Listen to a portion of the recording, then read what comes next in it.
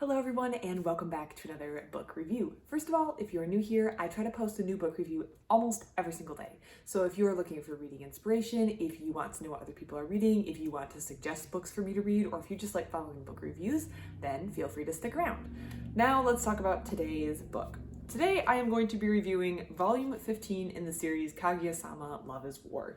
This is what the cover looks like. It's very gray in the background, which is a sharp contrast with volume 14 that we just read.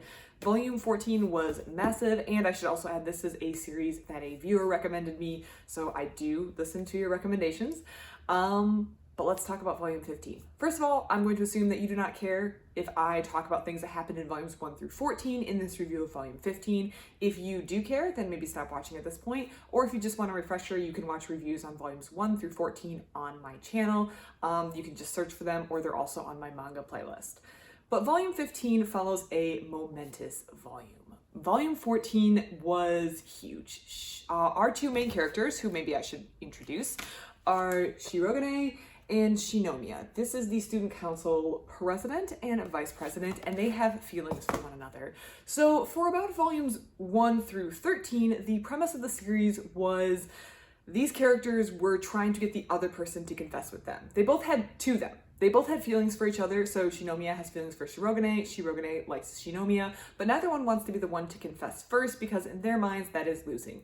They are the student council president and vice president, as already mentioned, at an incredibly prestigious school. They are kind of viewed as the best of the best. They take numbers 1 and 2, or spots 1 and 2 in their classes on class exams, so they really are the best of the best, and both of them would consider it losing to be the first one to confess. Well, they were for volumes 1 through 13. So this series kind of revolves around each one of them dreaming up scenarios in which the other person may need to confess, or at least make a move that would indicate that they are interested in the other. So it kind of became this war, for lack of a better term, hence the title, Love is War, where each one was trying to get the other person to make a move or do something that would cause them to confess.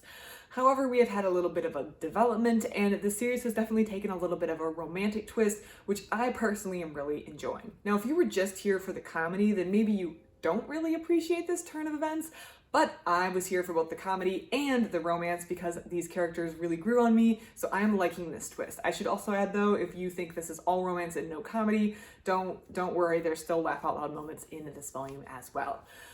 But around, like I mentioned, 14 was momentous volume because, like, I'm trying to remember when it began. Volumes 12, 13, right around there, Shirogane, the president, learns that he has been accepted to study in Stanford, or at Stanford in the United States, and therefore he will not be completing out his 3rd year of high school. So in Japan, I guess the school year doesn't really align with the United States college calendar, so he's going to have to leave school early to go to the United States to start his college career. And as a result, he realizes quicker than Shinomiya that the days of high school are limited, and he really wants to tell Shinomiya how he feels. He doesn't want to get to the end and regret never having actually told her how he feels. However, he's not going to just immediately bite the bullet and say that. He orchestrates this elaborate meeting on the roof involving a wizard costume of some sort and a bunch of balloon hearts, and they do wind up kissing, which was kind of the moment. But neither one of them actually said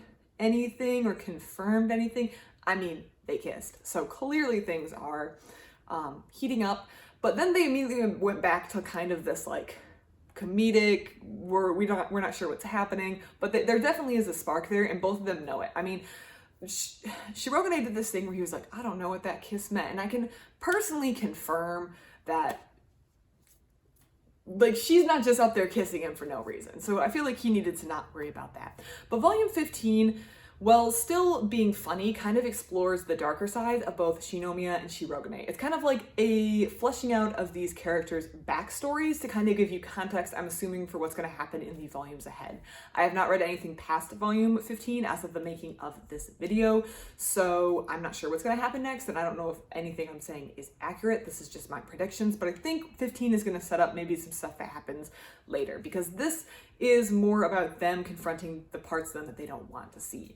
They have been locked in this battle for so long, trying to not be the one that cracks, loses, confesses first. They perceive that as being weak. Neither one of them wants to show weakness, so they have been doing everything to maintain perfect composure and not showing these poor sides of them.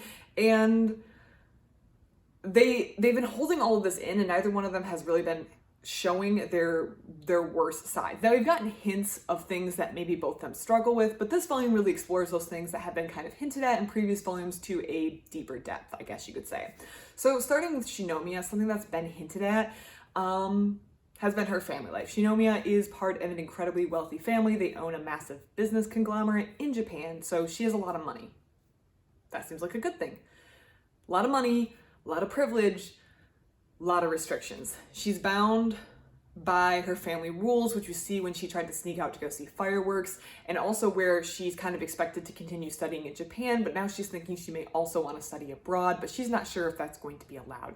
So despite the seeming endless amounts of what she can do because of her money and all the privilege she has, being chauffeured to school and having a personal assistant, she really is kind of bound in almost like a golden cage where everything seems perfect, but it still is a prison of sorts, and she has a lot less freedom than Shirogane, who's able to make these decisions for himself. Shinomiya is a lot more bound by family tradition and by what her family dictates she can and cannot do. Shinomiya also had a very rough childhood in the sense that they were, it's implied that she was treated very strictly. She was told to not show emotion, to suppress the way she feels, to never cry in public, all these things to kind of maintain her image as a daughter of a very prestigious family. However, it kind of has created this persona that she has. Sometimes it's very icy and cold. That's kind of designed to keep other people away because of her childhood and her upbringing. So that side is explored in volume 15. And then we see Shirogane. Shirogane, we know that he lives with just his father and his sister. The mother walked out on the family. And we also know that he gets very good grades because he tries very, very hard. But we kind of see how this is connected in this. We get the sense that Shirogane strives very much to be the very best at everything that he does. And we see that because he has these permanently exhausted eyes. In fact, when he sleeps well one evening, or when he gets enough rest and when he's well rested, Shinomiya is actually scared of him because his eyes look a little different. Well, not scared, she's just, something looks different, and it's because he looks well rested. He's always exhausted because he's always striving to be the best. And we see that this kind of ties back to some stuff that he experienced in childhood where his mom was really disappointed and lost interest in him, which I feel like is kind of a terrible thing to lose interest in your own kid. I feel like you shouldn't lose interest. Like, you lose interest in a hobby, not a kid. But obviously his mom is not getting any parenting awards anytime soon. She lost interest in him after he failed like a kindergarten entrance exam, which I don't know about you, but I didn't take any sort of exam to enter kindergarten. I just went to kindergarten, and also a grade school exam. And he has been trying, it's almost like he's trying to strive to be the best for this mother who is not really interested in him anymore. And he's working so hard to be the best. He also feels like he's not worthy of Shinomiya, that her family is so much better than his because they have more money, they're wealthier, they have more prestige. Well, he just comes from a simple family, and he's earned. So unlike just being wealthy and being able to get into this elite system, Shirogane has had to work really hard and earned and transferred into this elite system. And he has been working to maintain the #1 student spot, mostly so he feels like he's an equal to Shinomiya and that he can talk to her and be with her on equal terms. But that's not great. He collapses from exhaustion in this volume, in volume 15, because he's working too hard and because he's striving so hard to be the best that he refuses to show any weakness. He just flat out is refusing to show any weakness, at the point where Shinomiya is starting to show a little bit of weakness in her character. Shirogane does not want to show that at all because he doesn't want her to see that, and then he wants to be with her and he wants to be equal with her, kind of. So both of them clearly have things that they're dealing with and these personas that they're putting towards one another and that they've put out towards one another. So there's also that fear that the person that you like, if they see the real you, or if they see parts of you that, because as Kaguya shows at one point, like all these aspects of her, the nice, kind, friendly part, as well as the part that's really cold and manipulative, are kind of all parts of the same, they are parts of the same person, they're just different aspects of it. And when she doesn't want to show the person that she really likes, the aspects of her that aren't so good, and vice versa. Like Shirogane doesn't want to show the person that he likes these aspects because he's also, I assume they're both worried about this, driving the other person away when they see who they really are, which is a natural fear. But I think both of these characters are cracking. Both these characters are slowly starting, that was a tongue twister, slowly starting to show who they are to each other, and they're also kind of realizing that it's safe, they're okay to show these moments of weakness with the other person because they can get through them together, which is super sweet. Like I said, I like the romance. When this series started, it was is heavily focused on the comedy, but because I really fell in love with the characters, now I'm really here for these romance sections, and I really love it. The author is really good and adept at going between the romantic sections and the humorous sections. So the romantic sections really feel heartfelt and you really connect with them, but the author's able to switch back to a comedic moment very quickly, or mix the comedy with the hard-hitting scenes in a way that I feel like the hard-hitting scenes aren't cheapened by these comedic moments, but also the comedic moments keep things light and keep you laughing. And I feel like that can be a very hard balance to get. And I feel like this author does a very, very good job throughout, both in having the funny parts be so funny, having the romantic scenes be very, very romantic, and then having a volume like this that mixes a lot of hard-hitting personal, digging deep down into people's personal psyches with some romance with funny moments, and not having anything feel like it's cheapened or that it's inserted at a weird spot than the other. I feel like that is really what shines in this volume, is the way the author is able to have all of these things on the table and in this volume, and nothing seems to conflict or cheapen or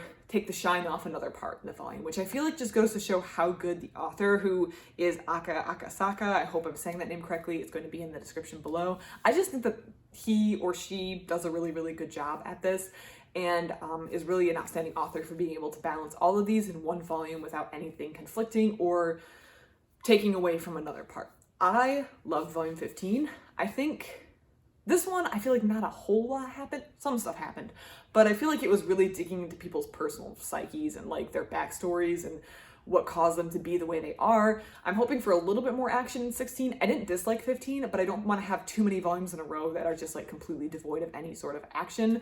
Plus, I always want to see a lot of Fujiwara. I like Fujiwara as a character, so I wanted her to be, well, I'm okay with her not being prevalent in every single volume, but we'll see what the rest of the series holds, but I'm very excited and very hopeful for the rest of the series. If you've been reading the series and have any comments up to this point, I would love to hear it. If you have a series that you would like to recommend that I have not been reading, but you think I would like to read, please leave it in the comments down below. I would love to get around to it. This was a viewer recommended series that I've been loving, and I take your suggestions seriously and try to get my hands on a copy so I can read and review it. Or if you have anything you want to add, put it in the comments below. I love to get them. I love to read them. Otherwise, thank you so much for watching, and I hope you have a great rest of your day.